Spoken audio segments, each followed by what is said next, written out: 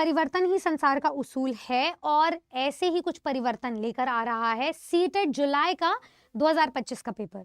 Hello and नमस्ते, आप सभी का स्वागत है आपके अपने परिवार टीचर्स अड्डा पर। मेरा नाम है निधि अरोरा और आज के इस वीडियो में हम लोग सीटेट जुलाई 2025 के पेपर 1 की eligibility, exam pattern, syllabus discussion और कट ऑफ परसेंटेज को डिस्कस करते हुए ये भी जानेंगे कि इन सभी फैक्टर्स का आपके पास होने पर क्या प्रभाव पड़ने वाला है। जो भी सीटेट में इस बार बदलाव देखे जाएंगे उसमें किसको फायदा मिलेगा और किसको मिलेगा नुकसान, इन सभी मुद्दों पर हम लोग चर्चा करने वाले हैं। तो वीडियो को अंत तक जरूर सुनिएगा क्योंकि ये वीडियो आपके लिए बहुत ही ज्यादा इंफॉर्मेटिव होने वाली है। शुरुआत करते हैं एलिजिबिलिटी से। मैं पेपर 1 की डिस्कशन कर रही हूँ तो मैं आपको बता देती हूँ, अगर आप भारतवर्ष में कहीं पे भी प्राथमिक के टीचर बनना चाहते हैं तो उसके लिए आपका सीटेट पेपर 1 क्वालिफाइड होना चाहिए। और कहीं पे भी टीचर या शिक्षक बनने से मेरा मतलब है कि आप केंद्रीय भर्तियों के लिए एलिजिबल हो जाते हैं। तो प्राथमिक का जो भी शिक्षक बनना चाहता है उसके लिए सीटेट पेपर 1 आपको देना होगा और उसके लिए आपकी जो योग्यता है वो होनी चाहिए 12th पास। आप 12th या उसके इक्विवेलेंट कोई आपके पास डिग्री है तो उससे आप पास होने चाहिए। साथ ही साथ में आपके पास कोई डिप्लोमा डिग्री होनी चाहिए in the form of DElEd, B.El.Ed, BTC या कोई भी डिग्री हो डिप्लोमा की। याद रखिएगा बीएड वालों को यहाँ से बाहर कर दिया गया है सुप्रीम कोर्ट के ऑर्डर्स के द्वारा। तो पहला बदलाव यही है जो पिछले कुछ टाइम से देखा भी जा रहा है कि कोई भी डिप्लोमा डिग्री एलिजिबल है पर उस डिग्री में आप अपीयरिंग भी हो सकते हो। जरूरी नहीं है कि आपका पास ही होना मान्य हो। तो अगर आप अपीयरिंग कैंडिडेट हो उस डिप्लोमा डिग्री के तो भी आप एलिजिबल हो। बात कर लेते हैं अब आगे इसके एग्जाम पैटर्न की। तो सीटेट पेपर 1 जो है वो 150 मार्क्स का है जिसमें आपको 150 क्वेश्चंस दिए जाएंगे और टाइम भी आपको 150 मिनट ही दिया जा रहा है यानी कि 2.5 घंटे का। अब इस 2.5 घंटे में कोई नेगेटिव मार्किंग नहीं है, एक नंबर एक प्रश्न को दिए जा रहे हैं।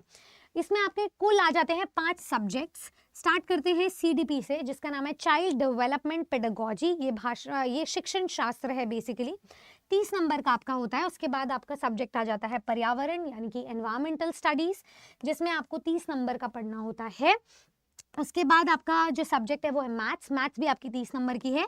लास्ट के जो 2 आपके सब्जेक्ट्स होते हैं वो लैंग्वेजेस हैं यानी कि भाषाएं हैं। तो भाषा पहली और भाषा दूसरी, उसमें आपको कुछ 20 भाषाओं में से चयन करना होता है। उस चुनाव में आपको 30-30 नंबर दिए जाते हैं। तो इस बात का आप अवश्य ख्याल रखें।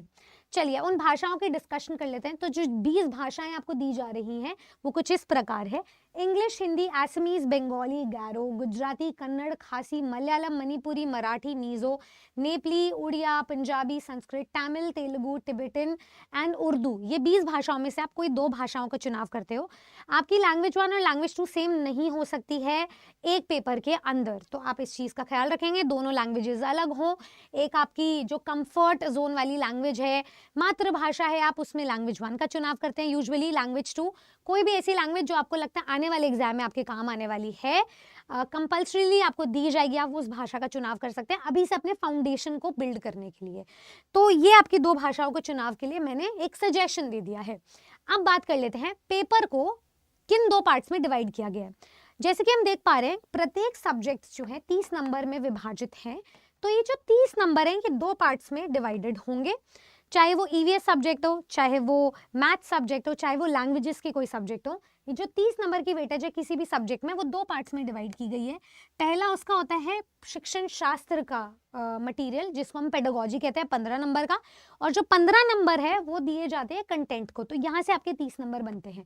किसी भी सब्जेक्ट के 2 पार्ट्स हैं, एक पेडागोजिकल पार्ट है, दूसरा कंटेंट वाला पार्ट है। उस सब्जेक्ट की नॉलेज आपका होना जरूरी है। चलिए तो अब वो जो 30 नंबर है उनका सिलेबस क्या रहेगा उसको डिटेल में जान लेते हैं और उसमें जो भी बदलाव देखे जा रहे हैं उसको भी जान लेते हैं। सबसे पहली बात तो ये कि जो आपका पहला सब्जेक्ट है प्राइमरी टीचर बनने के लिए सीडीपी में, उसमें 30 क्वेश्चंस रहेंगे। तो पहले के जो 15 क्वेश्चंस है वो आपके कहाँ से आते हैं?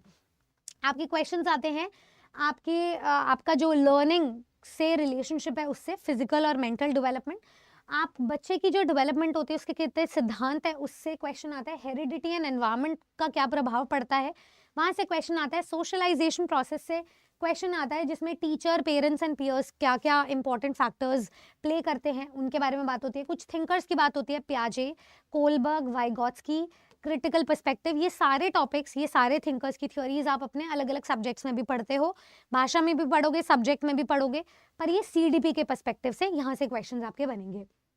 Child centred and progressive education से क्वेश्चंस बनते हैं, कॉमन पेडागोजिकल टॉपिक्स हैं।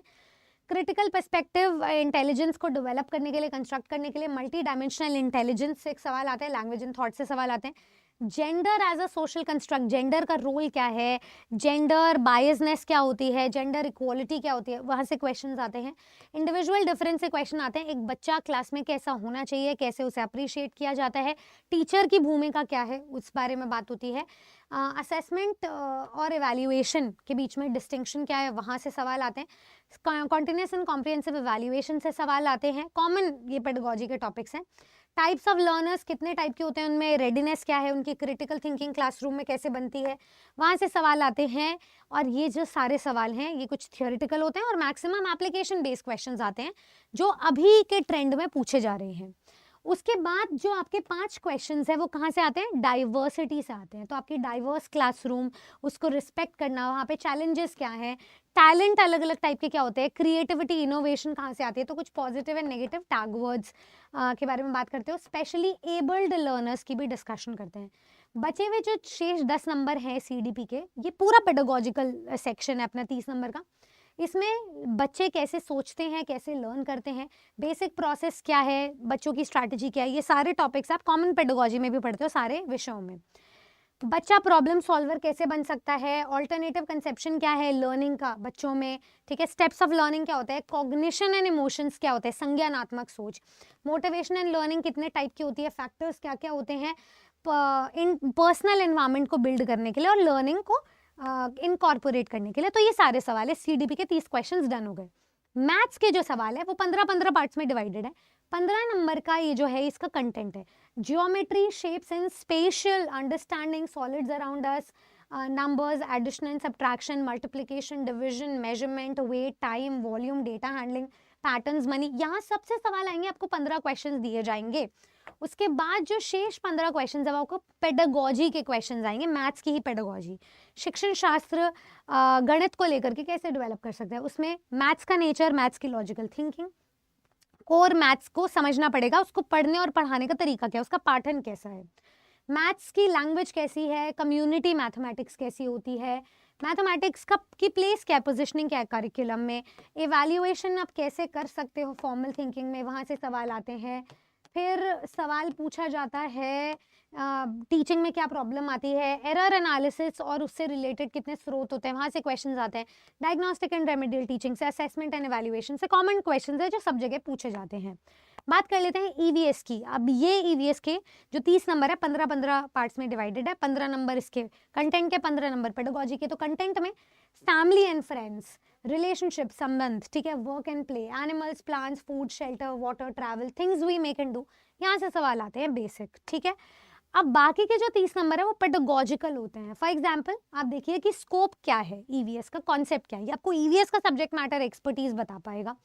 EVS की इंपॉर्टेंस क्या है, इंटीग्रेटेड EVS क्या होता है, EVS की एजुकेशन कितनी इंपॉर्टेंट है, उसके सिद्धांत क्या है, उसका साइंस और सोशल साइंस से क्या संबंध है, अप्रोचेस क्या है, एक्सपेरिमेंटेशन और प्रैक्टिकल वर्क क्या होता है, डिस्कशन, बाकी CCE, teaching learning material, problem, ये सारे पेडागोजिकल सवाल हैं जो सब में पूछे जाते हैं। बात कर लेते हैं अब लैंग्वेज की। चाहे आप कोई भी भाषा चुन लें, चाहे लैंग्वेज 1 चाहे लैंग्वेज 2, आपके पास अगर लैंग्वेज 1 है तो 15 क्वेश्चंस रीडिंग कॉम्प्रिहेंशन के हैं। तो रीडिंग कॉम्प्रिहेंशन में डिपेंड करता है आप कौन सी लैंग्वेज में चूज कर रहे हो। अगर आप इंग्लिश को चूज कर रहे हो लैंग्वेज 1 में तो एक पैसेज आएगा, एक पोएम आएगी। पर अगर इंग्लिश आप चूज कर रहे हो लैंग्वेज 2 में तो दोनों ही अपठित गद्यांश आएंगे, दोनों ही पैसेजेस आएंगे, इस चीज का ध्यान रखना। वहां से ग्रामर के सवाल आते हैं, विद रेफरेंस टू कॉन्टेक्स्ट सवाल आते हैं, और जो बाकी के 15 क्वेश्चंस होते हैं वो पेडागोजी के क्वेश्चंस है। अब वो पेडागोजी के क्वेश्चंस अब लैंग्वेज के अराउंड हो जाते हैं कि भाषा का नेचर क्या है, भाषा का स्कोप क्या है, भाषा के सिद्धांत क्या है, भाषा को कैसे पढ़ाना चाहिए, क्या मेथड्स हैं, क्या अप्रोच है, क्या टेक्निक्स है, क्या रणनीति है, भाषा में असेसमेंट इवैल्यूएशन कैसे काम करता है, टाइप्स ऑफ इवैल्यूएशन क्या होते हैं। तो ये सारे टॉपिक्स, उनके चैलेंजेस, लर्नर्स जो हम CDP के कॉमन टॉपिक्स में पढ़ते हैं वो सब आप भाषा में पढ़ते हैं। और यही सेम रणनीति आप अपने लैंग्वेज 2 में भी फॉलो करते हो। जो भी लैंग्वेज आप चूज करते हो तो सिलेबस को 2 पार्ट में डिवाइड कर लिया। बात कर लेते हैं अब इसके पासिंग परसेंटेज की। सबसे पहले तो मैं आपको बता देती हूँ कि सीटेट का ये जो हमारा पेपर है ना, इसमें 90 नंबर वाला स्टूडेंट जो है वो पास होता है अगर जनरल कैटेगरी का है तो। और अगर आप किसी भी रिजर्व्ड कैटेगरी से बिलोंग करते हो तो आप 82 नंबर पे पास होते हो। और यहाँ से अब बहुत सारे सवाल निकलते हैं कि मैम यही जो मार्क्स होते हैं ये हमारे सारे वैकेंसीज में काम आते हैं कि सारी भर्तियों में? ऐसा नहीं है। स्टेट टू स्टेट हमारी जो भर्तियां हैं वो वेरी करती हैं। अगर हम बिहार में जाके देखें तो अदर स्टेट्स के स्टूडेंट सारे जनरल में काउंट हो जाते हैं, पर अभी हाल फिलहाल में फैसला आया है कि महिलाओं को 82 नंबर पे अदर स्टेट्स वालों को पास कर दिया गया है। तो यहाँ पे फायदा हो गया उनको, जो पहले फायदा नहीं मिल रहा था, TRE 4.0 में फायदा हो गया। कहीं नुकसान हुआ है, जैसे जेटेट जो एग्जाम है झारखंड में, वहां से सीटेट को बाहर कर दिया गया, लेकिन केंद्रीय भर्तियों के लिए आज भी सीटेट मान्य है। तो आपके पास ऐसी अपॉर्चुनिटीज हैं जिसमें कहीं किसी का फायदा है, कहीं किसी का नुकसान है, पर आप ये याद रखें कि 60% पे अगर केंद्रीय स्तर पर आप जनरल कैंडिडेट हो तो 90 नंबर पे पास हो, और 60% आपके आने चाहिए। 150 में से 90 नंबर 60% होते हैं। 150 में से 55% अगर मार्क्स हैं आपके और आप किसी रिजर्व कैटेगरी में आते हो, OBC SC ST, तो आप 55% पे पास हो, यानी कि 82 नंबर पे पास हो। केंद्रीय भर्ती, केंद्रीय स्तर पर आपके पास ये रिजर्व कैटेगरी होनी चाहिए, वो डॉक्यूमेंट्स आपके सेंट्रल लेवल के होने चाहिए, तभी आप एलिजिबल हो। तो यहाँ पे कहीं फायदा कहीं नुकसान। मैं आपको अपॉर्चुनिटीज कुछ बता देती हूँ। केंद्रीय भर्तियों में सबसे पहला आ जाता है KVS, जिसमें आपको 6 से 8 हजार के बीच कितने भी पद अभी देखने को मिल सकते हैं। और PRT की भर्तियां जल्द ही आएंगी, PRT TGT PGT तीनों स्तर पर आएंगी। तो आप ये मान करके चले, अगर आप सीटेट पेपर 1 पास करते हो तो KVS के लिए आप एलिजिबल हो जाओगे। भारत का सबसे बड़ा और सबसे अच्छा और इफेक्टिव रिक्रूटमेंट बोर्ड है, जिसको पास करने के बाद आप KVS मतलब केंद्र विद्यालय संगठन के टीचर बन जाते हैं। तो ये बहुत इंपॉर्टेंट है और बहुत अच्छी भर्ती है आपके लिए। दूसरा मैं बात कर लेती हूँ DSSB PRT का एग्जाम 2024 में पूरे साल वेट किया था, अब 2025 आपका इंतजार कर रहा है। RRB की बात कर लेती हूँ, एक वैकेंसी अभी इसकी चल रही है जिसमें सीटेट दिसंबर वाले जो है अप्लाई कर सकते हैं, लेकिन अब जब भर्ती आएगी तो आप RRB जैसे भर्तियों में अप्लाई कर पाओगे। असिस्टेंट प्राइमरी टीचर जो उनके हैं उसमें बहुत ही ज़्यादा वैकेंसीज आती हैं और एलिजिबिलिटी भी बहुत ईजिली बन जाती है। अगर आपने पास कर लिया तो ये रेलवे की सबसे बेहतरीन नौकरी होगी आपके लिए। बात कर लेते हैं AWS की और आर्मी पब्लिक स्कूल की। ऐसे बहुत सारे एग्जाम्स है केंद्रीय स्तर पर जिसमें आपकी नौकरी भी लगती है, चांसेस ऑफ गेटिंग सिलेक्टेड भी बढ़ जाते हैं अगर सीटेट में वो फाउंडेशन स्ट्रॉन्ग कर लिया तो। पर अब सबसे बड़ा डाउट आ जाता है कि हमारी रणनीति कैसे सटीक हो सकती है। जैसे कि हम अभी पिछले कुछ साइकिल्स में देख पा रहे हैं, सीटेट का जो रिजल्ट है वो दर साइकिल घटता ही जा रहा है। पेपर 2 का जो रिजल्ट है वो और भी बद से बदतर होता जा रहा है। मैं अभी पेपर 1 की बात कर रही हूँ। 24% रिजल्ट लाना कोई बहुत बड़ी बात है नहीं, जब 15 से 20 लाख स्टूडेंट्स अपियर हो रहे हैं सीटेट जैसे एग्जाम में। सीटेट का पेपर आपके NCERT को स्ट्रॉन्ग करता है। अब आपके NCERT में भी बहुत सारे चेंजेस देखने को मिल रहे हैं। Old NCERT versus new NCERT में बहुत सारे बदलाव हैं। उसके बाद आपको चेंजेस देखने को मिल रहे हैं, हर साल NEP की पॉलिसीज चेंज हो रही है, तो NEP में जो हाल फिलहाल में चेंजेस देखने को मिले हैं उसको भी आपको दोबारा से पढ़ना पड़ रहा है। उसके बाद पेडागोजी का जो आस्किंग स्टाइल है वो भी चेंज होता जा रहा है। घिसे पिटे प्रीवियस ईयर क्वेश्चंस नहीं पूछे जा रहे हैं, एप्लीकेशन बेस्ड पेडागोजी से ज्यादा सवाल आ रहे हैं। मैं आपको 2024 दिसंबर के पेपर में कम से कम 10 क्वेश्चन सिर्फ इंग्लिश के ऐसे दिखा दूंगी, मतलब 15 क्वेश्चन पेडागोजी के हैं, उनमें से 10 क्वेश्चन ऐसे हैं जो पहले कभी आए ही नहीं, जिन टॉपिक्स पर कभी चर्चा की ही नहीं गई, जिन्हें बहुत हद तक घुमा फिरा के पूछा जा रहा है, वहां से सवाल आ रहे हैं। अब वो जमाना नहीं रहा, अब वो दौर ही नहीं है जहां पर आपको 1 से 2 क्वेश्चन ट्रिकी दिए जाए, बाकी सब आसान हो और सबका पेपर पास हो जाए। मल्टीपल शिफ्ट्स में भी पेपर नहीं हो रहे हैं। नॉर्मलाइजेशन के चांसेस भी बहुत ही अनसर्टेन और सर्टेन देखने को मिल रहे हैं। खैर हमारा वो मैटर ऑफ कंसर्न नहीं है, हमारा मैटर ऑफ कंसर्न है जब इतना कम रिजल्ट आ रहा है तो जुलाई 2025 के लिए क्या अलग कर लिया जाए, क्या ऐसी रणनीति रखी जाए जिससे कि हमारा पेपर पास हो। तो उसी से रिलेटेड मैं आप लोगों से बात करना चाहूंगी।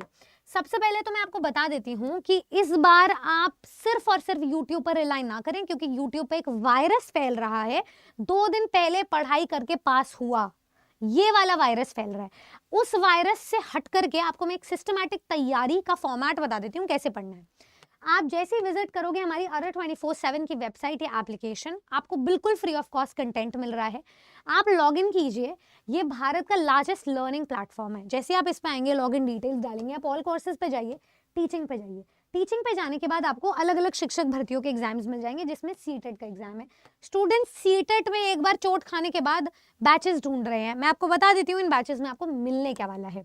जैसे आप व्यू ऑल पे जाओगे तो सीटेट एक चक्रव्यूह बन चुका है। इस विशेष साइकिल से हमें बाहर निकलना पड़ेगा, ठीक है। जैसे आप इस विशेष साइकिल से बाहर निकलेंगे आपको ये समझ आ जाएगा कि चक्रव्यूह के सिर्फ अंदर ही नहीं जाना, बाहर भी निकलना है। उसका रास्ता हम आपको बताएंगे। तो कोई भी, जैसे हमने पेपर 2 खोल लिया सोशल साइंस का, इसमें आपको ये बात पता है फेल होने का कारण है लैंग्वेज पे फोकस नहीं करना। लैंग्वेज के लिए 2 ऐसे टीचर्स आपको मिल रहे हैं। मैं आपको पढ़ा रही हूँ बहुत सालों से इंग्लिश डेली। इकलौता ऐसा प्लेटफॉर्म है टीचर्स अड्डा 24/7 जहां लैंग्वेज 2 यानी कि इंग्लिश को इतना फोकस करके विदाउट फेल क्लासेस दी जाती हैं डेली बेसिस पे। चाहे कि 2 स्टूडेंट पढ़ाई करें, चाहे 2000 स्टूडेंट पढ़ाई करें, आपकी पढ़ाई में, आपकी प्रेपरेशन में कोई कॉम्प्रोमाइजेशन है नहीं। आप मेरी मैराथन वीडियोस जाके देख सकते हैं। आपको 90% क्वेश्चंस रेपिटेटिव मिलेंगे और टीचर की जो गट इंस्टिंक्ट है ना उसको मान करके चलो। आप जाके देखेंगे मैराथन, आपको पता चलेगा वो 3 घंटे में पूरा निचोड़ करके दे दिया है। पर उससे पास नहीं हुआ जाता, उससे सिर्फ जाना जाता है कि पेपर है कैसा। तो इंग्लिश में आपको मैंने बता दिया। हिंदी में again we have Shivam sir, जिनको हिंदी का वो सर्वव्यापी ज्ञान है, तो आपको वो सारा ज्ञान लेना है। सोशल साइंस के लिए हमारे पास सनी सर हैं। तो सनी सर जो है इस खेल के द्रोणाचार्य हैं, जो आपको सारा रास्ता बताएंगे, आपको सारी चीजें बताएंगे कि 60 नंबर में से कैसे आप 50 से 55 नंबर लेकर आ सकते हो, चाहे वो पेडागोजिकल सेक्शन हो, चाहे आपका एनसीईआरटी सेक्शन हो। उसके बाद सीडीपी हमारे टोटल सीटेट की आन बान शान है। तो अगर आपने उसे स्ट्रॉन्ग किया और साथ साथ लेकर चलते गए तो यहाँ पर आप खेल जाओगे। और मैं तो कहती हूँ कि अगर आप इस बैच का हिस्सा बनते हो तो आपको सिर्फ 90 नंबर तो टारगेट करना नहीं है, हमें ये मान करके चलना है कि भले ही सीटेट मेरिट बेसिस पे सिलेक्ट ना करता हो, पर हमारा टारगेट हो 120 प्लस 130 प्लस नंबर का, जिससे कि हमारा फाउंडेशन, हमारी जो नींव है वो इतनी मजबूत हो सके, इमारत जब हम डायरेक्ट रिक्रूटमेंट के लिए जाएं तो डगमगाए ना, हमारी तैयारी उस पर सशक्त हो। तो आप जैसे ही यहाँ पे बाय नाउ पे जाएंगे, आपको बैच का प्राइस मैं दिखा देती हूँ एक बार। हमारे बैच का, कोई भी एक बैच का ओरिजिनल प्राइस है 5649। आप इस पे मैं आपको एक डिस्काउंटेड कूपन कोड दे रही हूँ, इसीलिए ताकि आप आज से और अभी से अपनी तैयारी शुरू कर ले। Y449 ये कोड लगा रही हूँ मैं। जैसे अप्लाई किया, मैं किसी भी एक बैच में एंटर कर गई 1200 रुपए में। ये फ्री ऑफ कॉस्ट है, इसीलिए क्योंकि पढ़ाई के साथ कोई कॉम्प्रोमाइजेशन नहीं है। जब पास हो जाओगे तो ये 1200 रुपए मायने नहीं रहेंगे। ये 1200, ये जो गतिविधियां और ये जो 1200 योनियों को कंबाइन करके हमने एक समावेश बनाया, एक संकलन किया है सारे विषयों का, सारे क्वेश्चंस का, वो आपके साथ रहने वाला है, वही याद रखोगे। तो यहाँ पर अगर आप कोई भी एक पेपर को अवेल करना चाहते हो, उसमें एनरोल करना चाहते हो, तो ये आपका बेस्ट रास्ता है। अगेन मैं आपको बता देती हूँ, सीटेट एग्जामिनेशन, कुंभ का मेला भले ही ना हो, लेकिन नौकरी अभी है हमारे पास, चांस अभी है, रास्ता अभी है, यहीं से बाहर निकलना है। 2025 में टीचर बनने के लिए किसी भी एक बैच में जुड़ना है, आप इस तरीके से जुड़ सकते हो। पेपर 1 में भी जुड़ सकते हो। मैं आपको पेपर 1 दिखा देती हूँ। यहाँ फाउंडेशन बैच है। अब हमारे साथ प्रशांत सर है, ईवीएस के फैकल्टी, लैंग्वेज के टीचर्स है सीडीपी, और मैथ्स के टीचर्स है आयुष सर। तो मोनिका मैम, शिवम सर, मैं, प्रशांत सर और आयुष सर, हम सब मिलकर के आपको वो कोलैबोरेशन देने वाले हैं, आपको सारी एक्सपर्टीज बताने वाले हैं सब्जेक्ट की, जिसके बाहर कुछ भी नहीं आने वाला है। सेम कोड लगाने पर जैसे मैंने अप्लाई करा, मुझे बैच का प्राइस मिल गया। ना कि सिर्फ उसमें मुझे लाइव क्लासेस मिलेंगी, बल्कि रिकॉर्डेड क्लासेस मिलेंगी। मुझे वो सारा सोल्यूशन मिल जाएगा जो मुझे इस एग्जाम से बाहर निकालेगा। तो 1200 रुपए में मुझे ये बैच मिल रहा है 6 महीने के लिए, ठीक है। इसके अंडर ही आपका एग्जाम होएगा, आप पेपर परीक्षा को पास करेंगे, ये आपका तरीका है। पर अगर दोनों ही पेपर में आप अपीयर होना चाह रहे हो, तो मेरी तरफ से जो स्ट्रैटेजी रहेगी, जो सुझाव रहेगा, वो रहेगा टीचिंग का महापाठ। तो हमारे किसी भी बैच में जुड़ना है, प्रेपरेशन स्ट्रैटेजी को रॉक सॉलिड बनाना है। अगर आपको फ्री ऑफ कॉस्ट तैयारी करनी है, ये नेग्लिजिबल अमाउंट है, ये आपको पे करना है Y449 कोड लगा करके। मैं अगर स्टूडेंट हूँ और होती, एज अ स्टूडेंट किसी को सजेशन देती, तो मैं यही बोलती कि मुझे सिर्फ अपने चक्रव्यूह से बाहर निकलना है और चक्रव्यूह बैच में आना है, जिससे कि मैं वो सारा कंटेंट अवेल कर सकूं जो मुझे सिलेक्शन की राह पर लेकर जाएगा। मैं सिर्फ आपको यहाँ नहीं मिलूंगी टेट लेवल पे। जैसे आप टेट लेवल पास करोगे, पीआरटी, टीजीटी, पीजीटी, हर स्तर पर, हर कदम पर मैं आपके साथ रहूंगी, हमारी पूरी टीम आपके साथ रहेगी और आपको आपके वो जो आखिरी दरवाजा है ना टीचिंग का, वहां तक लेकर जाएगी। पहले दिन की पोस्टिंग भी आप याद रखेंगे। So all the very best, subscribe to our channel. इसके अलावा सीटेट एग्जाम को लेकर के आपकी कोई भी क्वेरी हो, आप जरूर कमेंट सेक्शन में ड्रॉप कीजिएगा। मैं मिलूंगी नेक्स्ट वीडियो में FAQ सवालों के जवाबों के साथ। Thank you so much.